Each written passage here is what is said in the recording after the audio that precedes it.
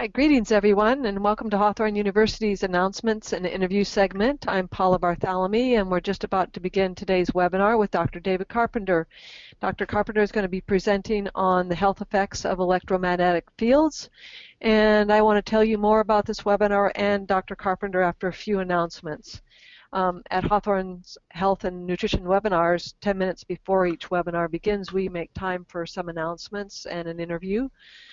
So I'd like to go over just a few logistics first. I want to let you know that you can ask questions or make comments by typing them in during the presentation using the webinar question and chat panel, and we'll save time at the end of the presentation for your questions. And since everyone is muted, I'll be presenting your questions for Dr. Carpenter. You don't have to wait until the end to type your questions. Get them in if you've got them, if you want them to get asked. We'll also be posting comments and any web links, book titles, things like that to this same webinar question chat box throughout the presentation so that you have all the information and don't have to try to write things down. And then a few days after the webinar ends, we'll email everyone who attends the presentation and provide these links again. All right, let's talk about tuition for a minute. 2015 is right around the corner, the time when most schools raise their tuition, and Hawthorne thinks a little bit differently. So what are we going to do? We're going to freeze it. We're going to hold tuition, the same prices, same rates throughout 2015 for all our degree programs. And so for more details on this, please check out our website to see how it applies to you. During our last webinar with Mira Desi, who presented on the pantry principle, we gave away one of her books, The Pantry Principle. And I'm happy to say that we have a winner. Diane Bolduc is the winner, and she'll be receiving a signed copy directly from Mira Desi. So congratulations, Diane. You look for that in a few days. And since it's the holidays with lots of good cooking going on, I thought a Hawthorne apron would be a good prize for tonight's webinar. I love my Hawthorne aprons, and I said that plural. I have several. They're cotton and very soft, and the apron adjusts to all kinds of sizes. So if you'd like one of these aprons, all you have to do is to fill out the post-webinar survey after this presentation. And this webinar is going to be recorded, and it'll be archived, and it'll be up on our website in a few days.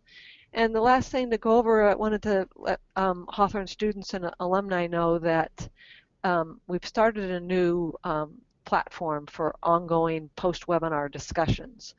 I really encourage this ongoing discussion of our webinar topics, and to facilitate this, we've opened a forum from each webinar. So all you've got to do is, from your student portal, go to the forums for teleclasses and webinar and select the name and date of the webinar you want to participate. I always open the door. All you got to do is type in, you'll be participating, and we can engage in some lively discussion after the fact. All right, that leads us right up to our interview with Dr. Carpenter. Dr. Carpenter, thank you so much for joining me and taking some time to talk a little bit before your presentation. It's my great pleasure. Thank you. Thank you. Let's start with your interest. What really prompted your interest in the electromagnetic frequencies? Well, it was really an assignment. I came to New York in 1980 as the director of the State Health Department Laboratories, and 2 weeks before I arrived in town, there'd been a settlement between the State Power Authority and the State Public Service Commission that asked that the Department of Health do a research study to determine whether there were adverse health effects of high voltage power lines. And as the new guy on the block and someone that knew about as much about electromagnetic fields as anybody else, I was given the responsibility of administering that program. And this is a controversial field, and once you get your little toe into it, you never escape. So all these years later, I'm still very much involved in the issue of are there health effects from electromagnetic fields.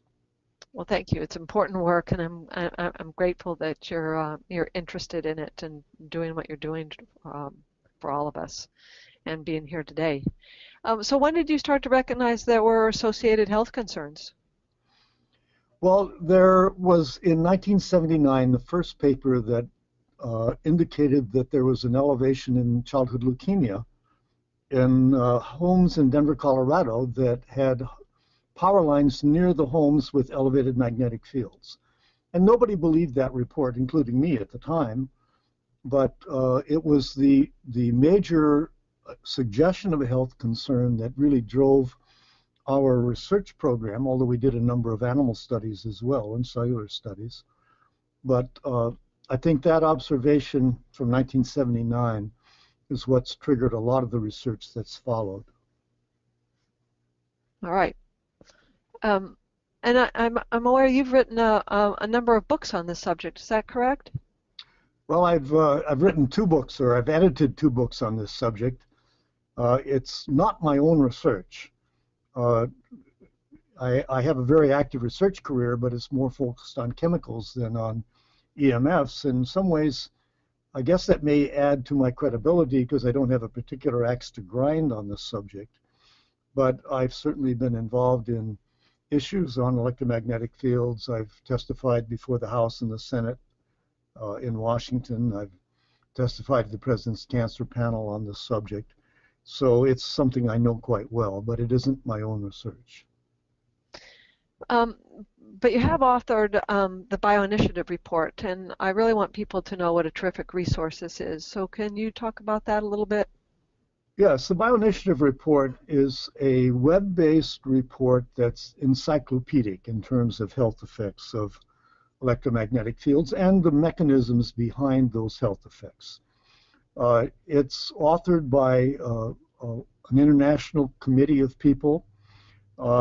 We get criticized because it wasn't from some formal organization. We think that's actually the greatest strength of the Bioinitiative report.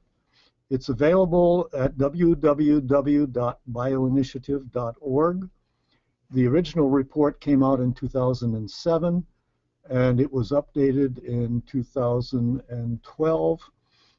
And all of that is available there for everybody to look at. It's long, it's, as I say, comprehensive, but it's a very valuable resource.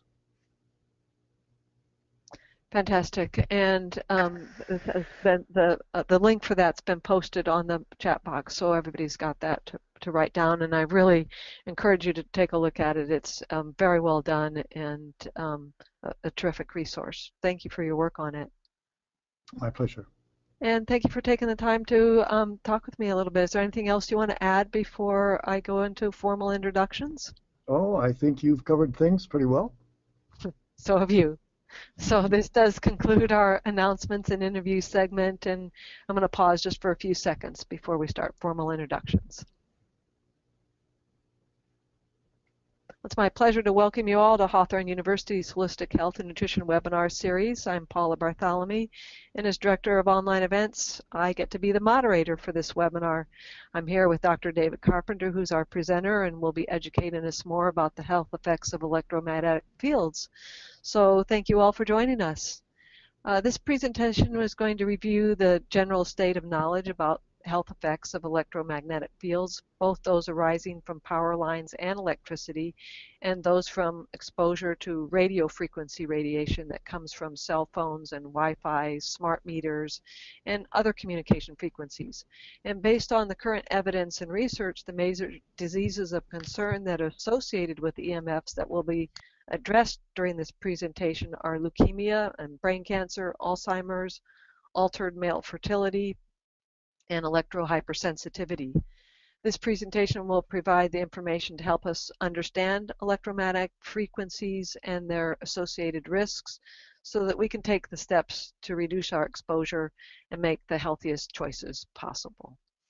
And let me give you some background on Dr. Carpenter. He received his degree as a public health physician from Harvard Medical School and then chose a career of research in public health. And currently his research focuses on human diseases resulting from exposure to environmental contaminants. And following positions with the National Association of Mental Health and Armed Forces Radiobiology Research Institute, Dr. Carpenter joined New York State Department of Health as director of Wadsworth Center for Laboratory and Research and helped create and became the first dean of the School of Public Health. It was a collaborative endeavor between the University of Albany and New York State Department of Health. And Dr. Carpenter has also founded the Institute for Health and Environment, which has been named a collaborating center of the World Health Organization in environmental health. He's got extensive international scientific collaborations with more than 350 peer-reviewed publications and edited more than 5 books. It's really an honor to have Dr. Carpenter here. And Dr. Carpenter, I know you have some great information, so I want to turn it over to you so you can start your presentation. Good. Thank you very much, Paula. Well, I'm showing first the electromagnetic spectrum. What most people don't understand about the electromagnetic spectrum is it does include visible light. And so electromagnetic waves are packets of energy that have no weight, but they vary in terms of their frequency. They're all sine waves. And at the low end, where we have the extremely low frequency ELF radiation, this includes our electric power, which in the US is at 60 hertz. Above that, there's the radio frequency radiation, which drives AM and FM radios, and then slightly above that, the microwave radio frequency radiation. And these are all the communication frequencies. So microwaves are what drives your microwave oven, but they also drive your cell phone. Above that, we have infrared radiation. That's what heats the Earth, and that's absolutely essential for life. Then still at higher frequencies, we have visible light. Above that, we have ultraviolet light. And finally, at the very high end of the electromagnetic spectrum, we have those forms that are so energetic that they actually do damage DNA. X-rays, gamma rays, cosmic rays, and these are known as ionizing electromagnetic radiation. While the frequencies below that have less energy and are not capable of directly damaging DNA. Now, one of the big issues here is that obviously life on Earth could not exist without light, without the infrared radiation which heats the Earth. And so the question is, we know that the electromagnetic fields at the very high end, they break chemical bonds, they cause ionization, they cause cancer. But then can there be diseases at these lower energies?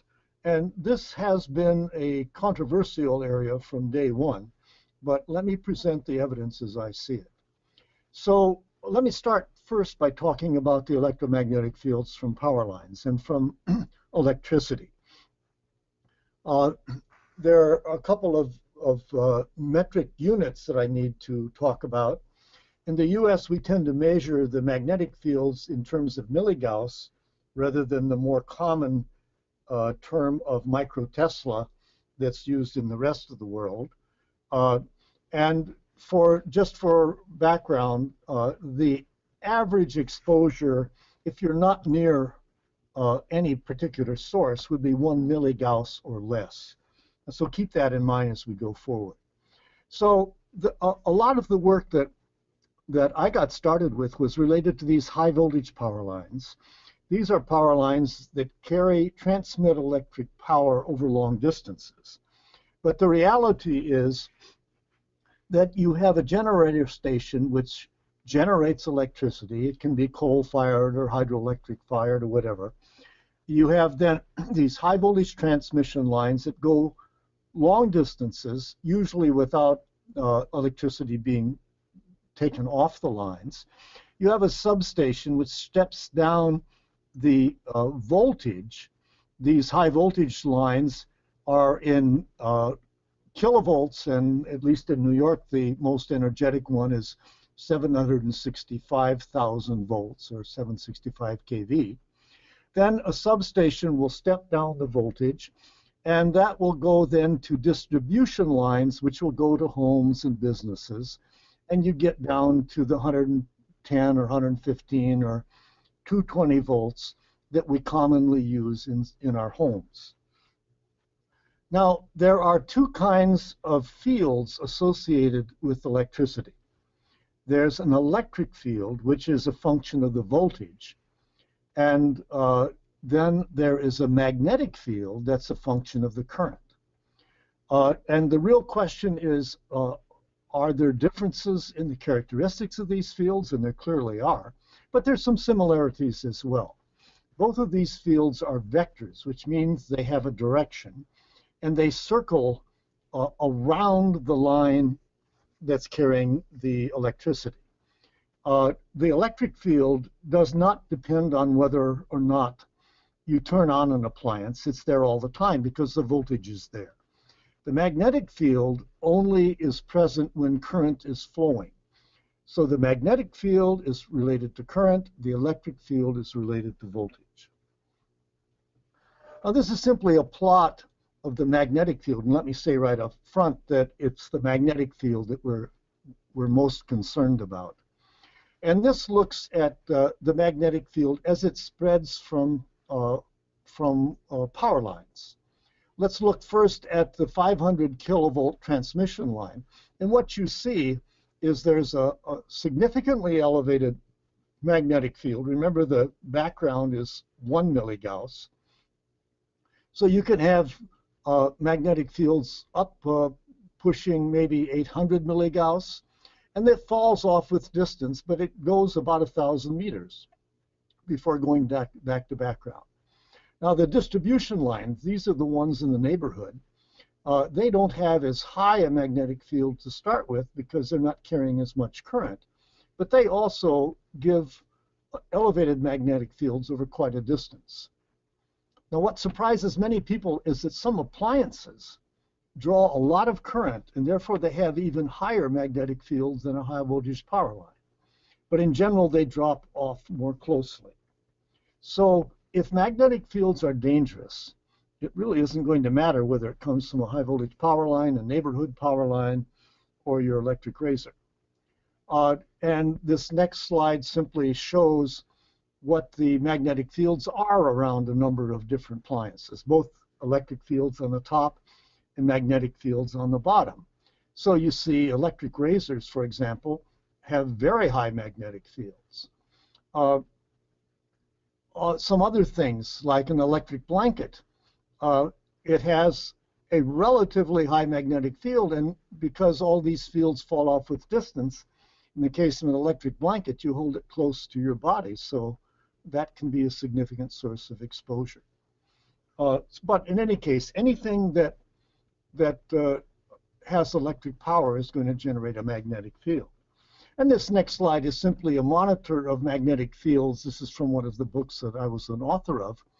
It monitors the magnetic fields in a typical office. So you see around the typewriter, around the copier, around the computer, on the phone recorder, they're higher than they are in the background.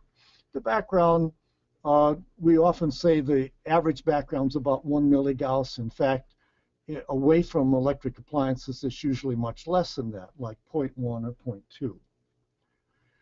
All right, so the strongest evidence that there are human health effects from the electromagnetic spectrum that's below that causes direct damage to DNA comes from the magnetic fields associated with electricity. And this is really surprising because these are the lower part of the energy of the spectrum. And if 60 hertz magnetic fields cause cancer, then one would expect that higher energy fields would be worse. And I'll go on to show that that may not be true, but that is nevertheless what one would predict if it's the energy that's particularly important. Now, I mentioned earlier in the introduction that there was this 1979 study that said that there was higher rates of leukemia in children in Denver in people that lived in homes that were near power lines that generated high magnetic fields. And those studies were done not by direct measurements, but by surrogate measurements. So they looked at the diameter of the wire in the power line. thinking that you wouldn't use a thick wire if a thin wire would do because the wires are made of copper. Looked at the distance between the wire and the house. And look at this number. At the very high configuration, that was the category that Wertheimer and Leeper in that 1979 paper thought resulted in the greatest exposure. This was a study done in Los Angeles a little bit later, but now odds ratio is comparing the rates of childhood leukemia in homes that have this very high configuration as compared to homes that have buried lines, which generate much lower frequency. And so the odds ratio of 2.15 suggests that there's more than double the chance that a child there will develop leukemia. Now, let me define also 95% confidence limits for anyone that doesn't understand what that is. In epidemiology and in medicine, you hardly ever can absolutely prove something, so we rely on statistical analysis. And this is the chance that this result could be obtained by just random is less than 5% if this lower bound of the 95% confidence limit is greater than 1.0. So this value of 2.15 is statistically significant, and there is also a statistically significant trend. But this is an indirect measure. Well, what one really needs to do is look at the weight of evidence on these things. There have been three major meta-analyses, studies that have looked at the many studies that have been done on residential exposure to electromagnetic fields in childhood leukemia. These three studies all concluded that there was a significant elevation in the rate of childhood leukemia if you lived in a home with high magnetic fields. And there are a couple of other statements that by national or international organizations that basically say, yes, there's statistically significant associations. However, many of these national and international organizations have gone on to say, well, we don't really know whether it's real or not. The next slide shows a more recent study that was done in the UK, where they looked at 29,000 children with cancer, and they looked at what the risk was if they lived near a power line that had high magnetic fields. And again, they demonstrated an elevated risk, and the risk declined as they moved away from the power line. Now, there are other health effects of concern. There have been two Canadian studies that have looked at occupational exposure and shown that, or reported that pregnant women exposed during their pregnancy caused a greater risk of leukemia or brain cancer in their child, and that these results were statistically significant. Now, I said that if magnetic fields are bad, it probably doesn't matter where they come from. There's been a lot of attention to appliance use, and this is very difficult to study, and I'm just showing one quick slide of this. Again, look in the 95% confidence limit. It's not really believable if that lower value is less than 1. But in this case, children that used an electric hair dryer had an almost threefold greater risk of developing leukemia. A variety of other odds ratios are relatively high, but they are not statistically significant. But this is consistent with the idea that magnetic fields from appliances can cause cancer, although it's very difficult to document a person's total exposure to those magnetic fields. Now, there have been a number of studies also of adult leukemia and adult other kinds of cancer. In general, the adult studies haven't shown quite as clear a record as those of children, and that's probably because of the fact that adults move around so much. And clearly, even children don't spend all their time at home. They go to school, they spend some time at home. But this is one study that looked at, in adults for leukemia, at both residential and occupational exposure. Now look for total leukemia. The residential exposure didn't show anything. The occupational exposure also didn't show anything that was statistically significant. But when they monitored both residential and occupational exposure, then you get a 3.7-fold greater risk of leukemia, and that is statistically significant. And the results applied to the various subtypes of leukemia: acute myelogenous, chronic myelogenous, chronic lymphocytic. Now, what about other cancers? Well, if magnetic fields cause cancer, maybe you would expect it would not just be leukemia. There have been a number of studies of brain cancer. The results have not been terribly consistent, but a number of them have shown elevated risk, just not in every study. For example, this Mack et al. Study found insignificant risks for gliomas, but then they found a 10-fold statistically significant risk for astrocytomas in adults that had jobs that would result in their exposure to elevated magnetic fields. The last study in this slide again shows a significant risk for glioblastoma, but not for all kinds of brain cancer. And we'll come back to brain cancers a little bit later when we talk about cell phones, because they're the cancers for which the evidence is strongest for the radiofrequency radiation. The evidence for other kinds of cancer is not nearly as strong as it is for leukemia. I'm just showing one study. This is male breast cancer. Male breast cancer is not nearly as common. It's only about 1% as common as female breast cancer. But what you see if you look at the electric trades and related occupations, a statistically significant and 6-fold increase in risk of male breast cancer. The numbers are relatively small, so that has to be taken with a grain of salt. But larger numbers in men with all jobs exposed to electromagnetic fields, 1.8-fold statistically significant elevation in rates of breast cancer. Now, other diseases from power line frequency magnetic fields, there's some quite strong evidence for neurodegenerative diseases, especially Alzheimer's. And there's some evidence that power line fields are damaging to sperm.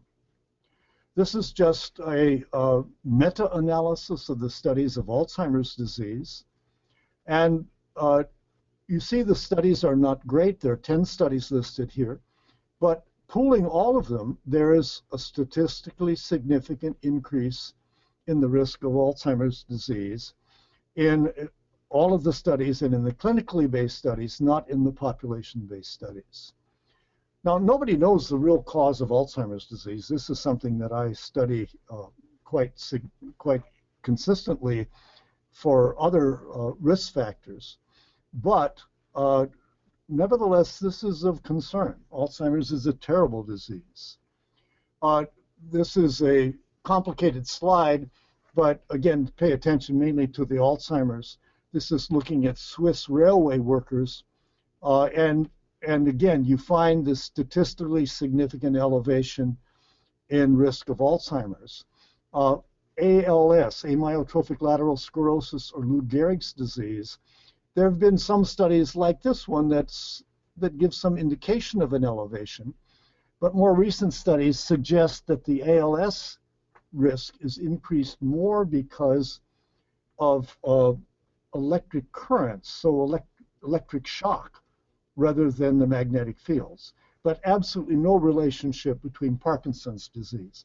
So we have a pattern here that we don't totally understand, but it certainly suggests that exposure to magnetic fields is not a good thing.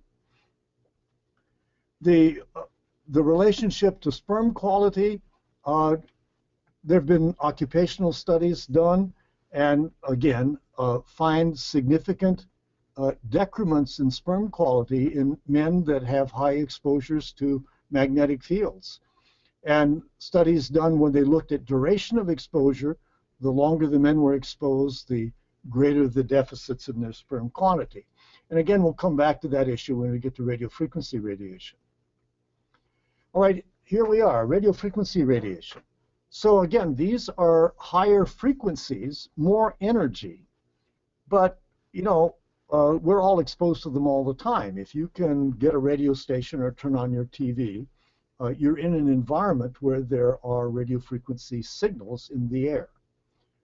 There's been an enormous increase in radio frequency radiation recently with the advent of everyone having a cell phone, having Wi-Fi in every McDonald's and every Starbucks and in most people's homes. Radar is everywhere.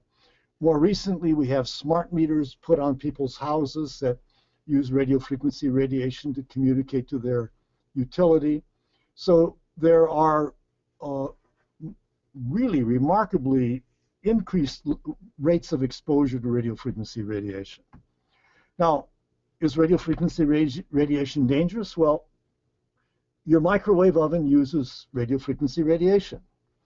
And you can heat your food, you can cook your potato, and this clearly indicates that there can be hazards from exposure to excessive radio frequency radiation. Now, one of the big issues in this field is that almost all national and international standards for safety of exposure to radio frequency radiation, those standards are based on the hypothesis, which I think is not correct, that there are no adverse health effects of exposure to radio frequency radiation other than heating. In other words, the standards for your cell phone are set so the cell phone can't heat your brain. And there are no regulations for exposures at lesser levels. So it used to be that RF was mainly radio and television. Now it's many other things. And so we are doing a big experiment on the human race because we're dramatically increasing exposure to radio frequency radiation, when in my judgment, we really don't understand how dangerous it is. I see it as being dangerous, but the question of how dangerous is another issue. Well, so there is some evidence for the same diseases that we saw with the power line fields from radio frequency radiation. And I've just listed in this next slide some studies that have looked at rates of leukemia in children if they live near high voltage AM radio station towers. So a radio station tower is generating RF, and it's generated to go as far as it can where one can pick up the signal of that radio station. People that live close to those radio stations are going to be exposed to higher concentrations than people that live further away.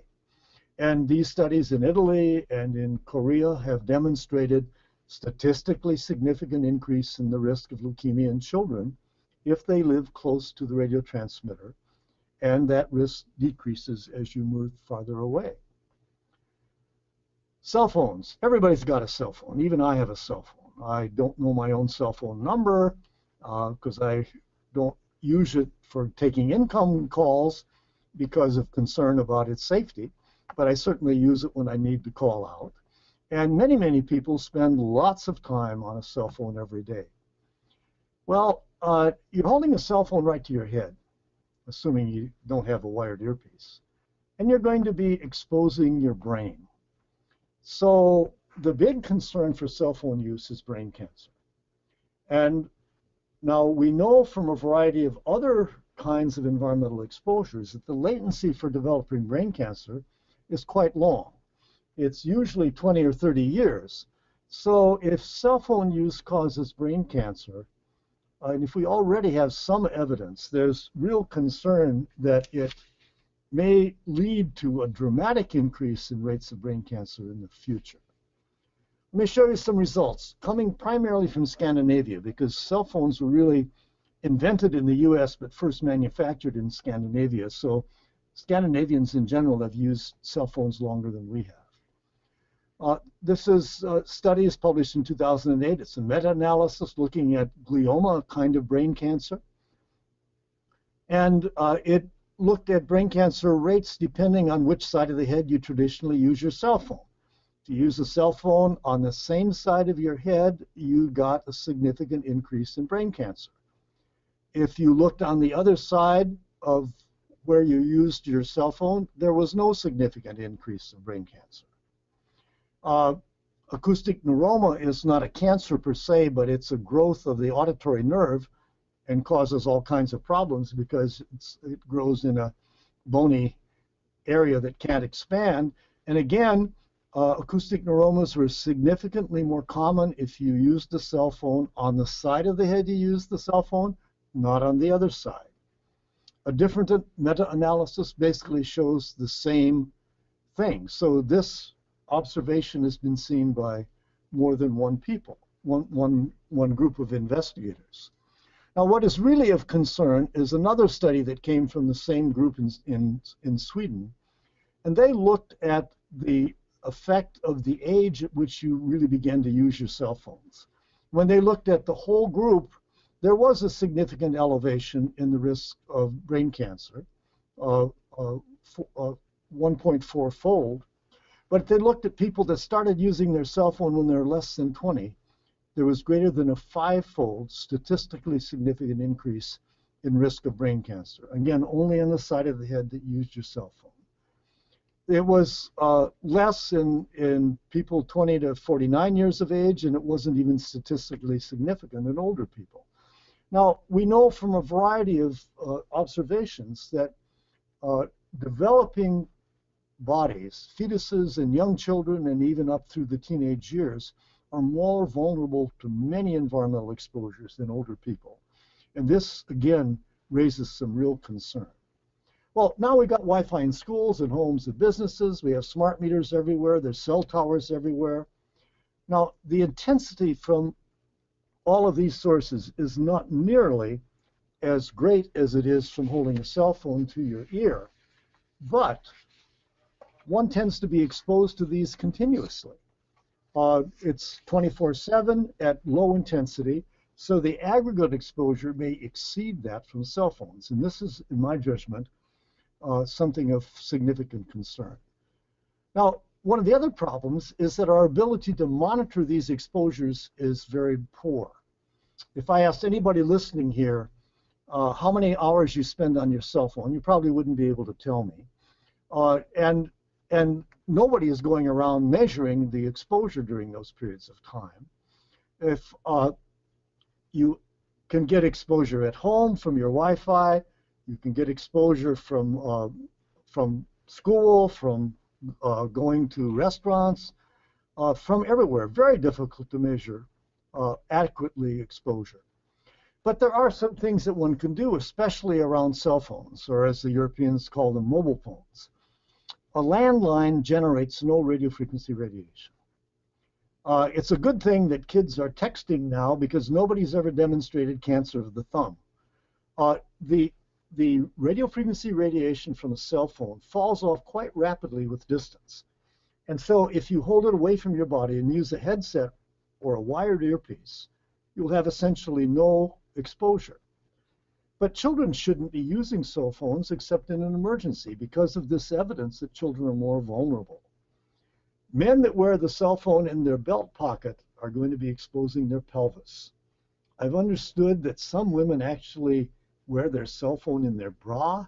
Sounds mighty uncomfortable to me, but it's going to be likely to increase the risk of breast cancer. So since brain cancer is increased when you hold it to your head, one would expect that that other cancers would be seen if you hold radiofrequency sources close to other parts of the body.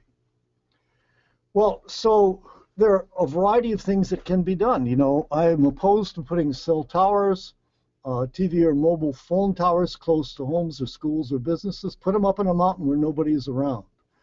I'm opposed to wireless networks in schools. If a wired, every child should have access to the internet, no question about that.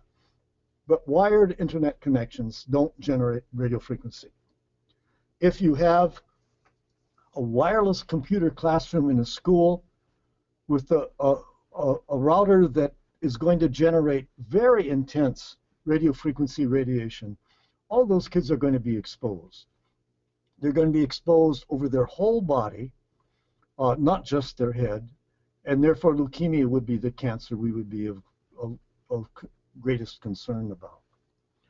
Now, I said this a little bit already, that the standards set by the U.S. government are really based only on prevention of tissue heating.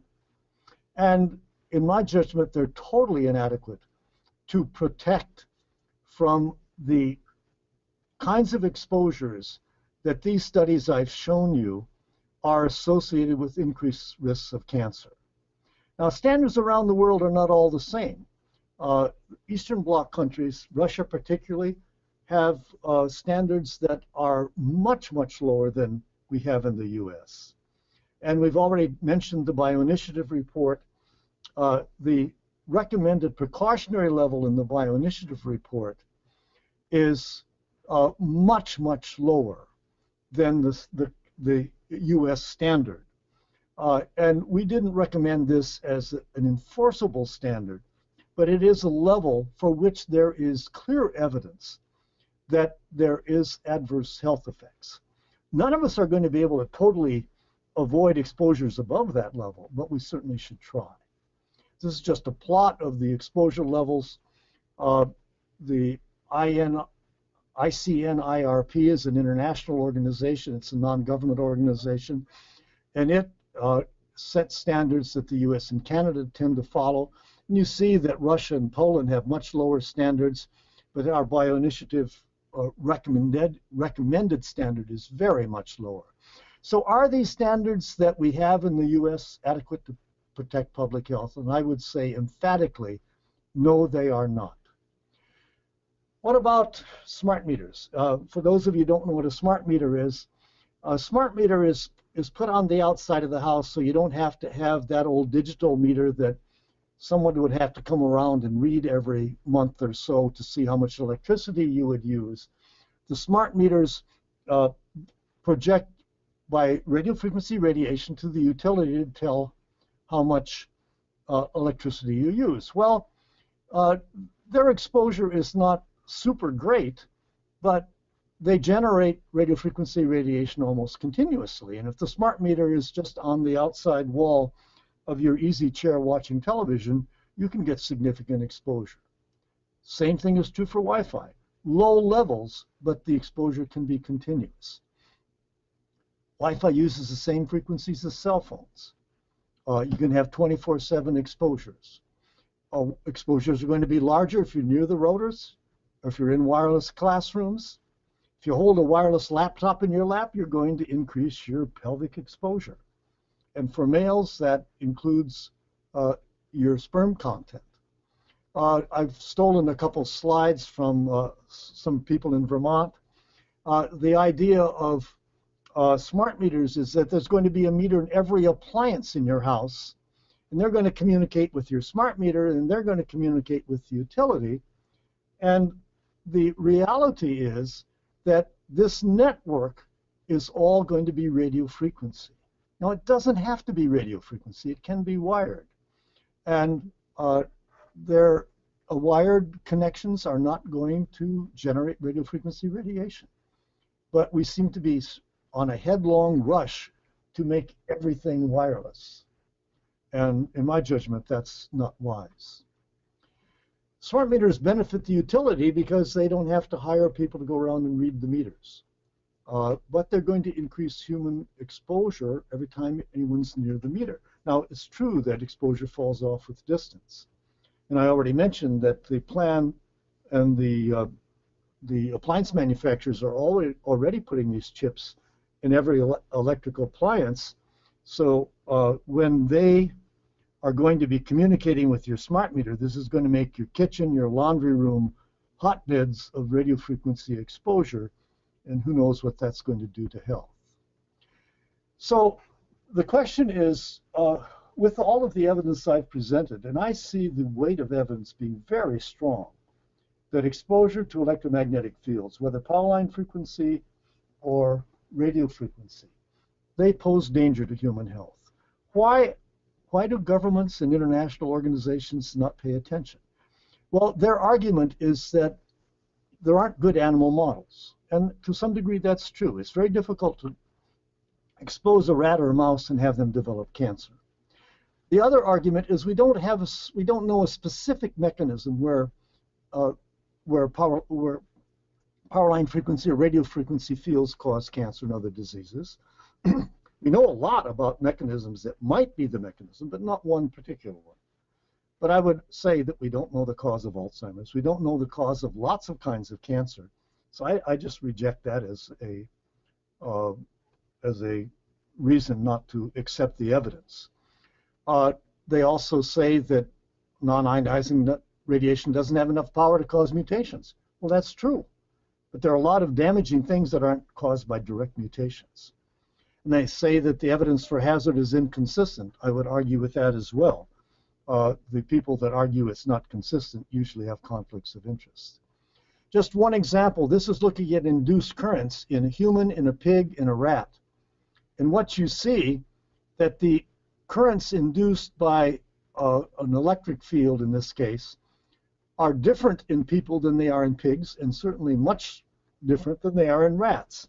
So one of the questions is whether animal models really are appropriate for looking at human disease. I would argue that in the case of health effects, we care about people. That's where we have the evidence. And if pigs and rats don't develop cancer, that's a little bit irrelevant when we have evidence in people. So what are the mechanisms? Well, we know that both power line and radio frequency electromagnetic fields generate free radicals, otherwise known as reactive oxygen species. And these can produce damage to DNA and damage to cells. We also know that these fields can induce genes, especially heat shock proteins and proto-oncogenes, which are genes that stimulate the risk of cancer. They interfere with calcium function and alter metabolism. This is a study done by the lead author is the director of one of the NIH institutes. And what she did was hold a cell phone to the brain of people while they were imaged for the rates of glucose metabolism in their brain. The people either had the cell phone on, but they couldn't hear anything, or the cell phone was off. And look right here where the arrow is. You see that when the cell phone was on, the metabolism of the brain was increased. Now, that's not to say there was measurable heat generation, but clearly there is an effect on the brain. So that may be one of the ways by which brain cancer develops. Now, let me move on and talk about something that's even a little more controversial, and that's the syndrome of electrohypersensitivity. Electrohypersensitivity is a syndrome characterized when people are in the area of electromagnetic fields. They get fatigue and headache and weakness, memory impairment, sleep disturbances, and generally don't feel well. It's a syndrome that's more common in females than males. We're increasingly seeing it even in children. If you have these symptoms and you go to your physician, they often send you to a psychiatrist and say it's all in your head. I don't really believe that.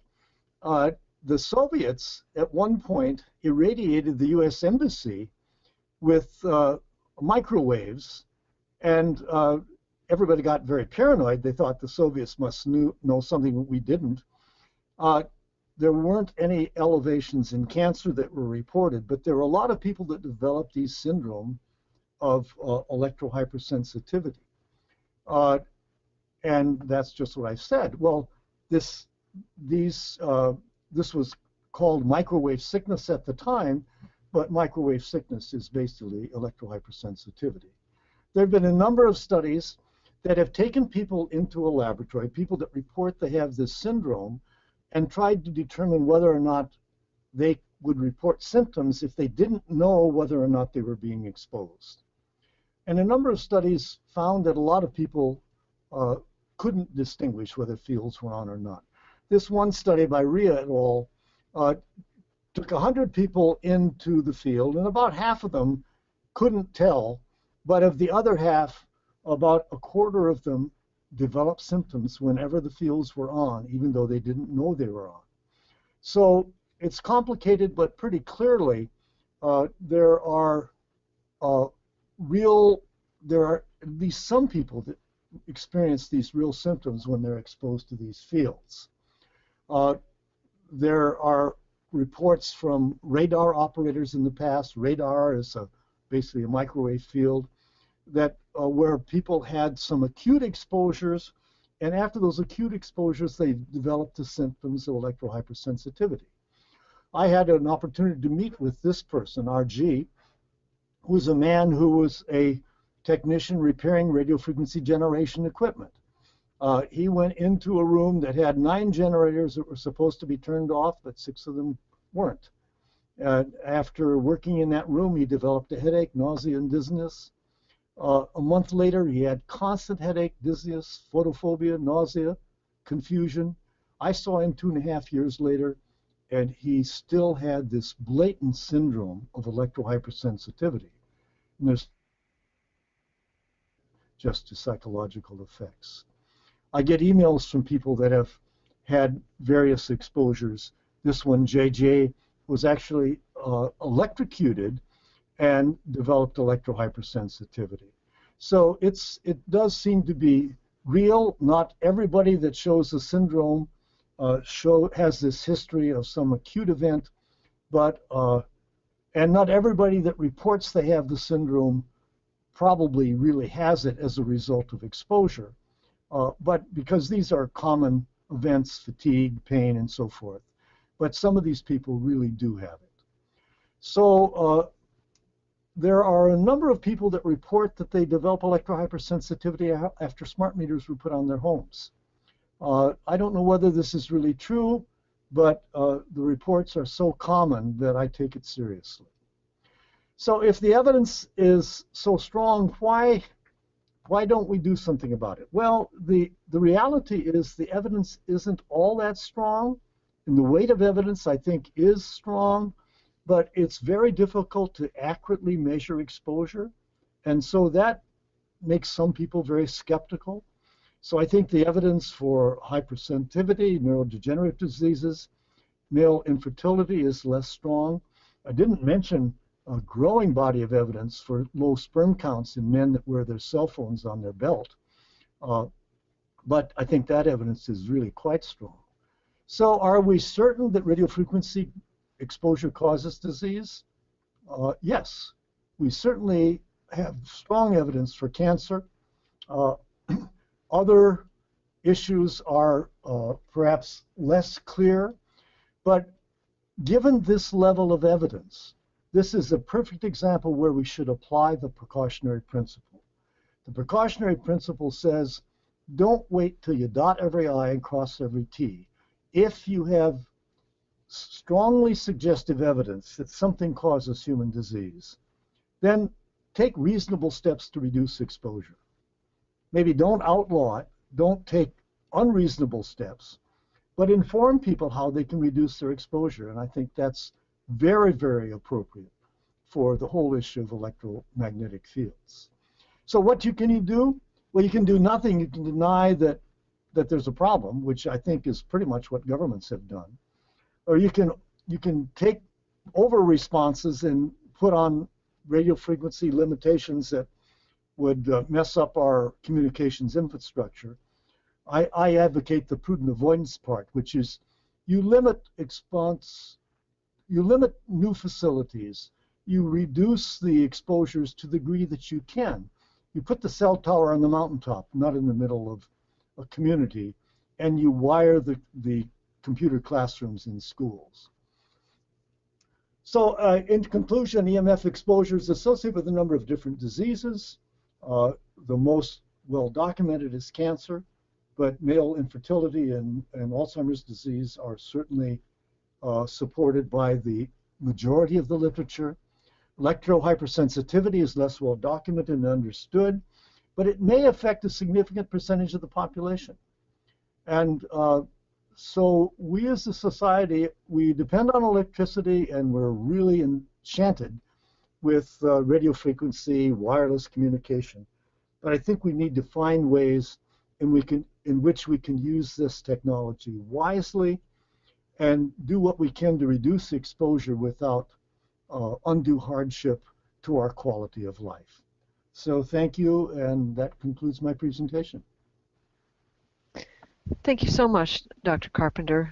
It's a very thorough review, and there's a lot of questions, so a lot of concern here. Absolutely. Ready for some questions? I'm very ready. All right. One of them is if you have Wi-Fi on in a home, and some people are sensitive, so they ask the owner to turn the router off at night.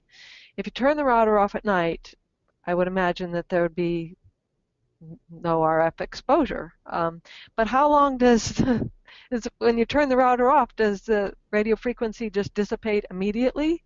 Or is there still some lingering exposure because you're in the house? No, it dissipates immediately.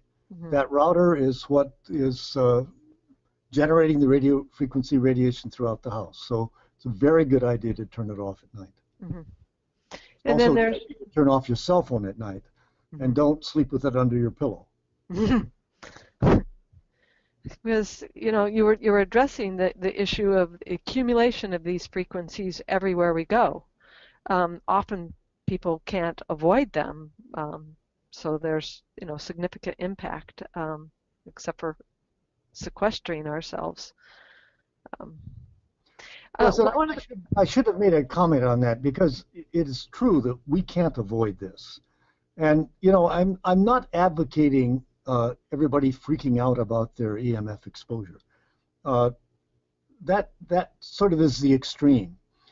We want to enjoy the benefits of contemporary life, but we can do that with various degrees of safety. So this is just advocating some common sense, some easy ways that don't disrupt our quality of life greatly, but reduce our exposure and reduce our risk of developing these diseases. And for people that want to determine the magnetic levels that they're maybe experiencing in their home or office to see if they're elevated, is there a way that they can do that? And what are they the values that they're trying to measure against? Well, there are a variety of meters that will measure either the magnetic fields or the radio frequency fields.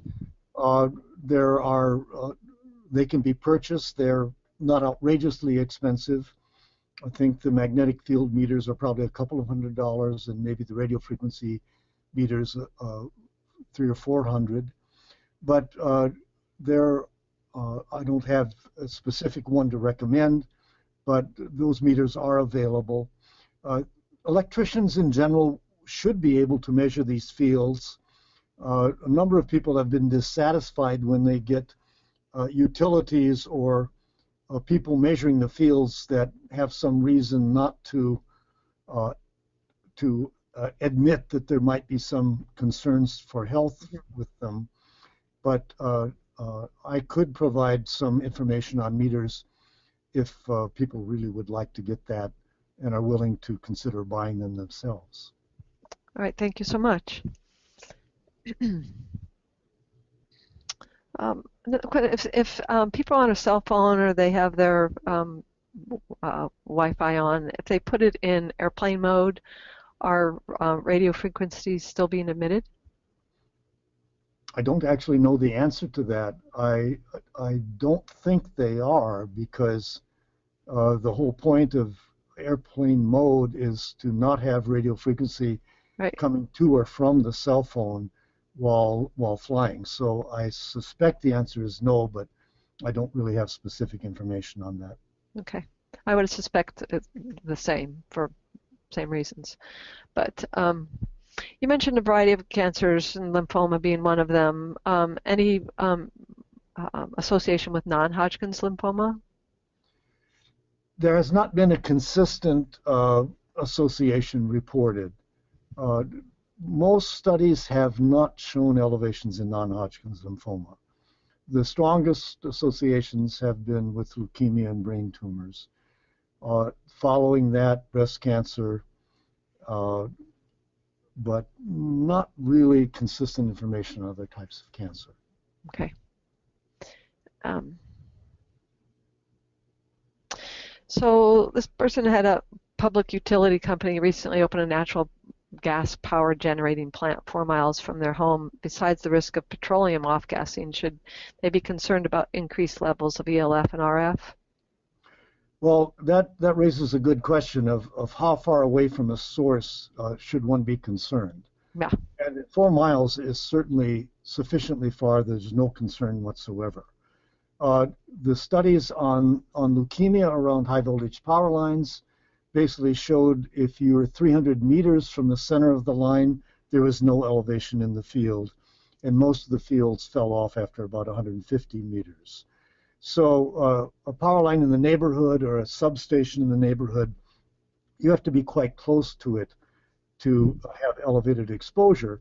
However, if you have a substation and then distribution lines going out, the distribution lines coming from the substation are going to carry high current, and therefore there'll be relatively high magnetic fields nearby. Yeah, we tracked a couple of neighborhoods in a study some years back, and we were looking at high voltage just residential power lines, so not the really big ones, but like every 4 or 5 power poles would have a high voltage on it. And we tracked the incidence of cancer on that, and the people that lived really close to the high voltage lines, there was incidence of cancer, and the furthest that they were from it, there was less some. So the question keeps coming up here, what's the safe distance from these things, smart meters, any kind of a Wi-Fi situation? Do you have to be in the building to be exposed to it, or just around the building? Yeah, distance seems to be a common theme here.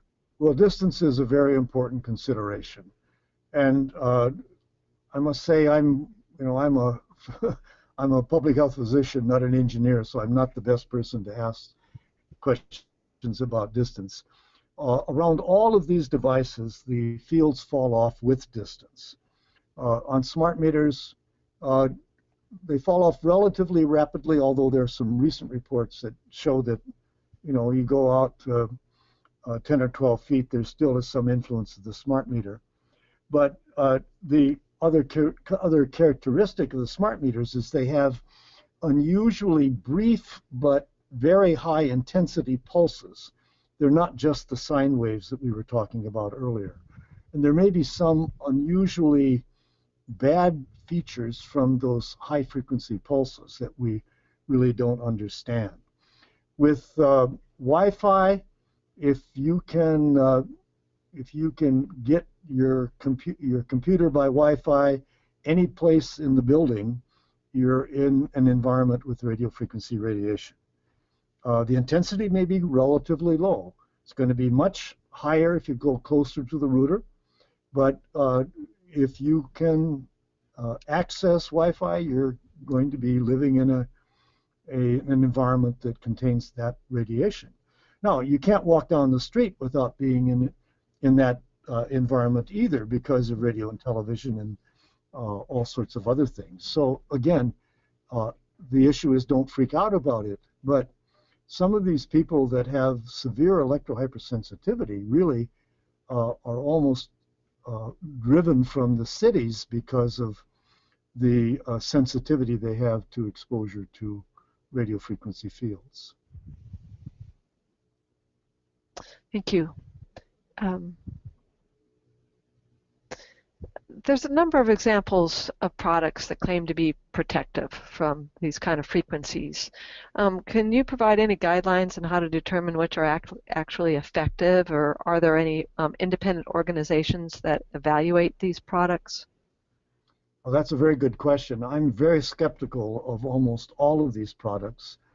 I do not know of any organization that has systematically evaluated these products. I do have a mesh that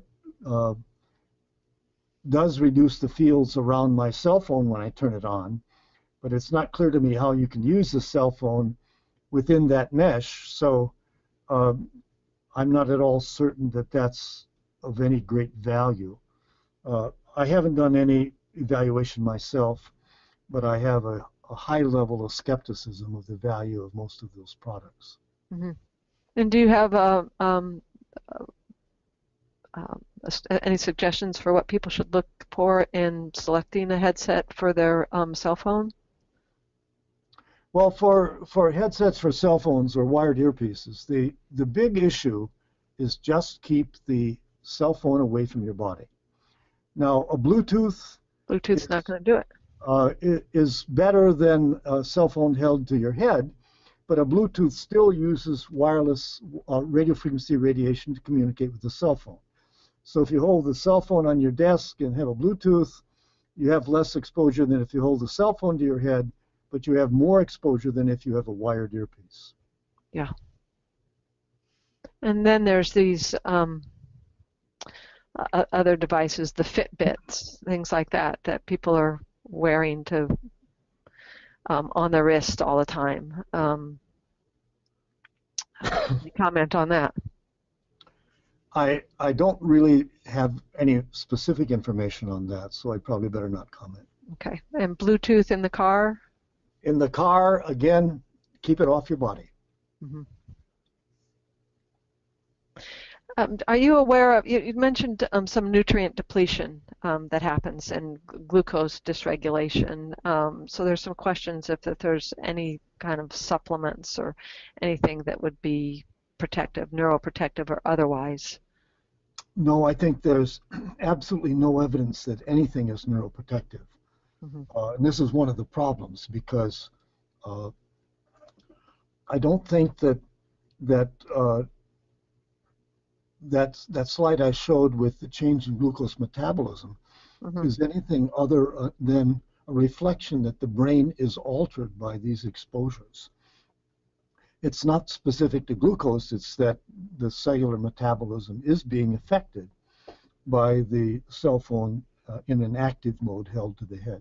Mm-hmm. It's one of these situations where about all one can do is to avoid the exposure.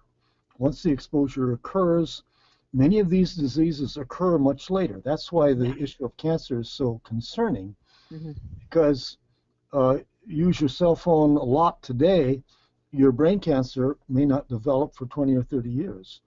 And by that time, it's very difficult to document that it was the exposure that resulted in the brain cancer.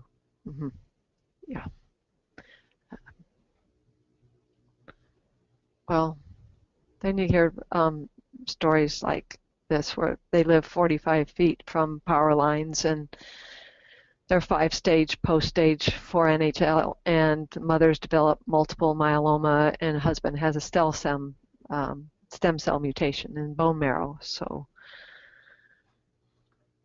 well, you know, it's impossible with any single person to really prove whether or not their disease, their cancer, was from EMF exposure. And this is why the evidence we have is all based on populations and large numbers of people. Even if you use a cell phone a lot and you develop a brain cancer, one cannot say definitively that that person's brain cancer was from the use of a cell phone. Brain cancer is a relatively rare disease, but it does occur.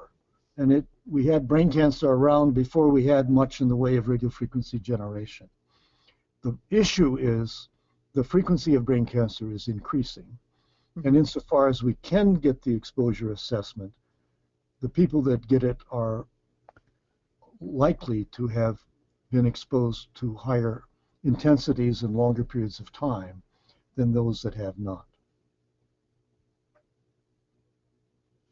okay, there's a two-part question and comment here that I think relates. This person is electrosensitive as from last year and finally joined the dots between RF and some pretty horrible symptoms and is now considered an RF refugee, growled in or shielded home if she doesn't want to experience these symptoms.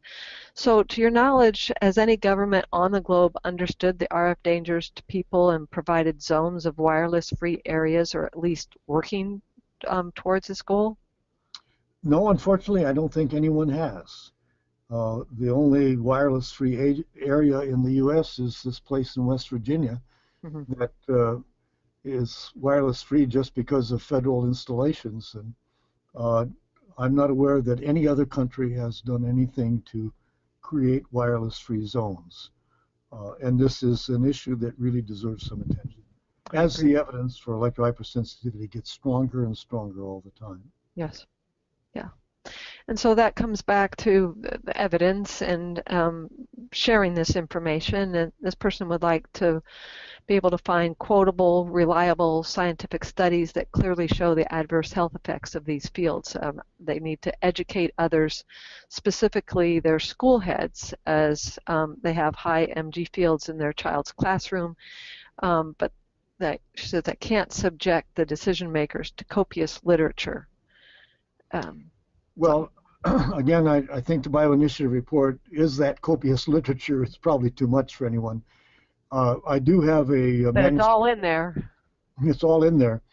I do have a recent manuscript specifically on electrical hypersensitivity that I'd be happy to send to anybody that's interested in that. You could just email me at dcarpenter@albany.edu, and I'd be happy to send that or other of my publications. Okay. And if you, I'll send you an email afterwards to Dr. Carpenter, and if you get that to me, I can let other students know about it too. Right. So thank you. It's very, very generous. Um, do you think it's possible to effectively prevent smart meter installation? I was able to do it here, but I don't know on a broader area. And I live very rurally, so it makes a difference for me. But for somebody to block smart meter installation that lives in a very high density living situation, I'm not certain. But there's also the question of if they have meters that transmit just once a day rather than every minute of every day. Well, it's a very difficult battle, and this is partly because of federal initiatives. Uh, the stimulus package promoted smart grids, and people interpret that as being wireless grids. There have been efforts in a number of states. States really have the ultimate regulation. I've been involved in those debates in Maine, in Vermont, a little bit in New York here, and in Pennsylvania, uh, and in several Canadian provinces. But it's a major battle because the government agencies in general dismiss the concerns, and it makes it very difficult to even get an opt-out from smart meters regulation passed. Some states have done that successfully. It's a battle worth fighting, but it's not easy.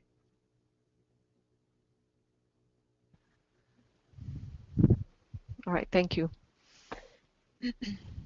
Um, so it's the holiday time, and we're in the season of lights, and there's a lot of different kinds of lights and appliances, and I'm seeing more infrared appliances. I have a far infrared sauna, but there's a lot of infrared heaters and different kind of lamps and things out there, and then the different light bulbs, starting with the full spectrum incandescent. There's halogen. There's the fluorescent, high efficient. There's LEDs.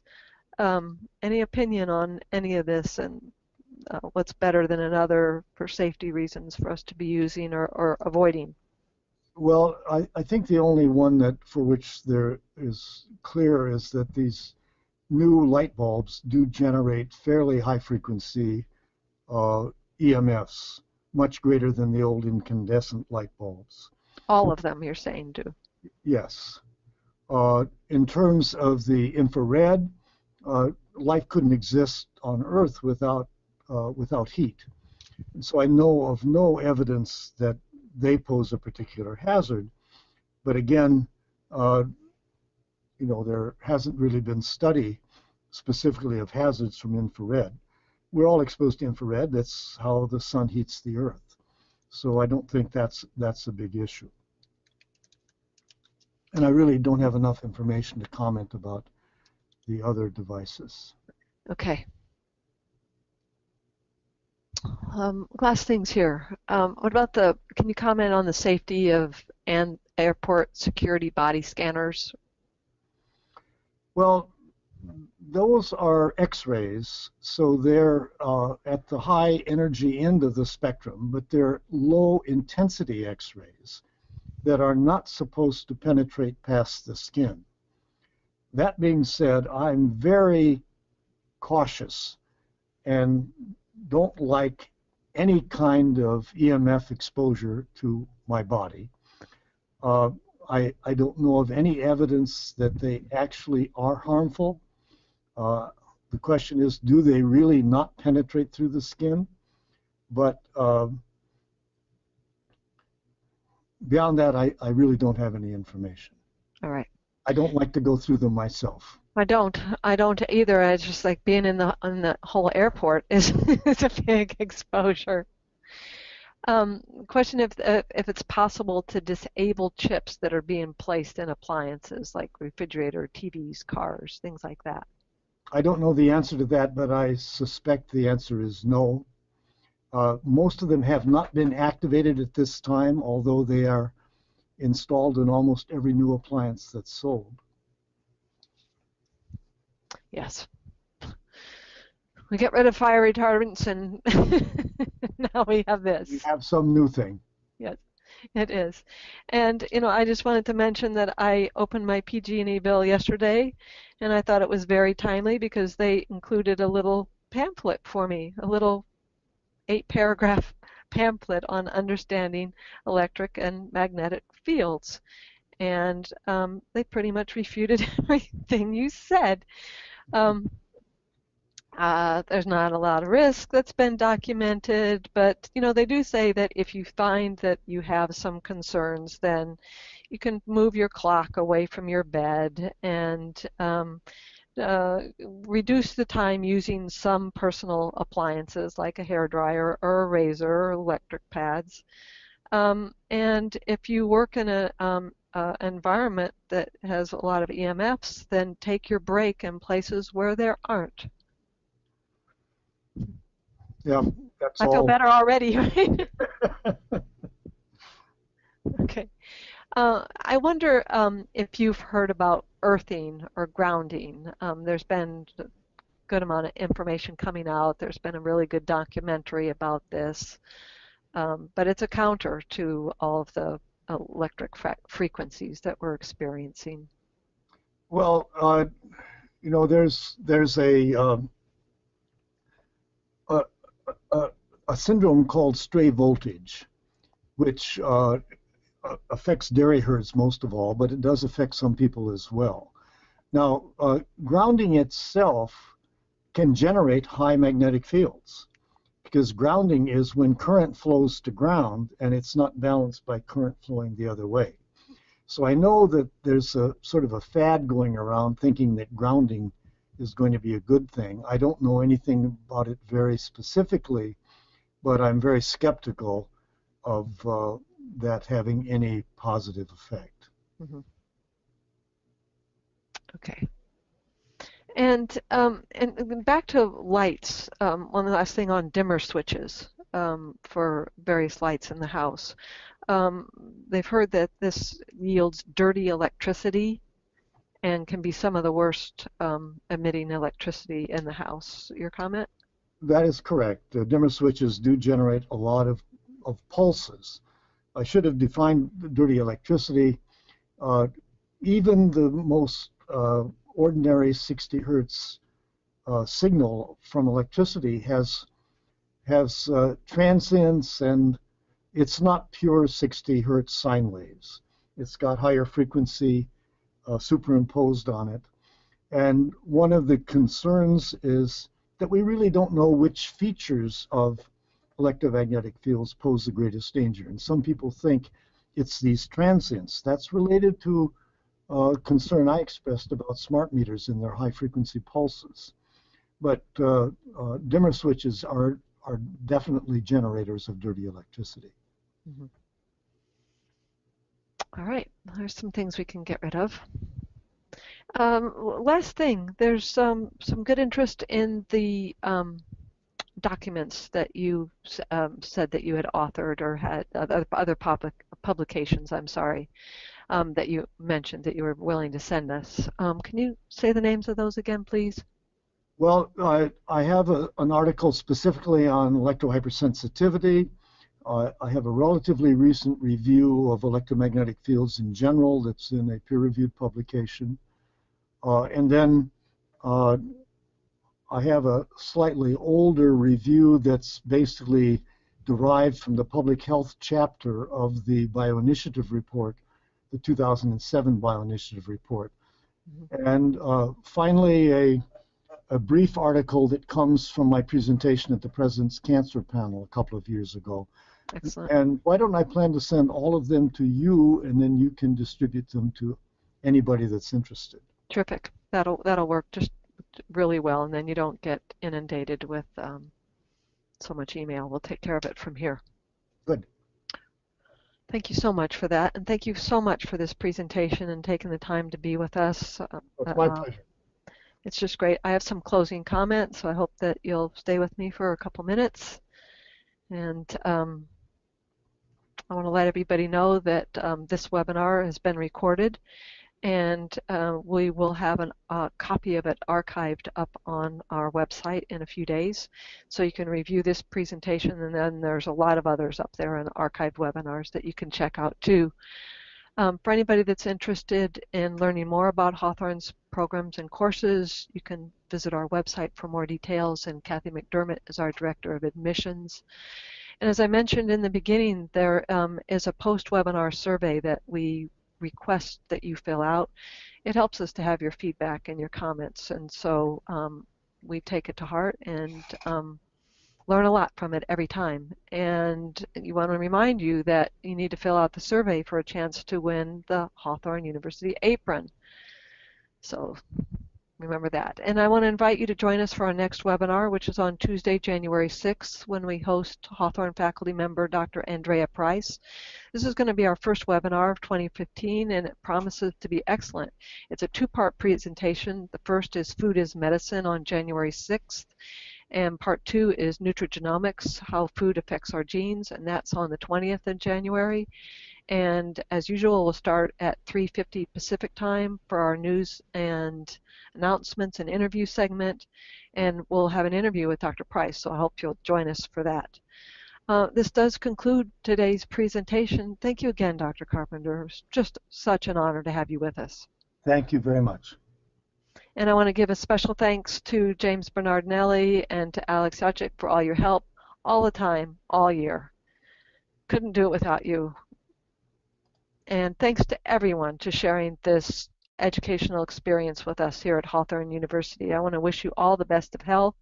I hope you'll join us again for Hawthorne University's next Holistic Health and Nutrition webinars. Holiday greetings, everyone. It's a celebration of lights and gratitude. My heart is full from all that you bring to me all the time, and I learn from you always. And that is my great honor and pleasure, and I thank you for it. So with that, I wish you all the best. Bye for now.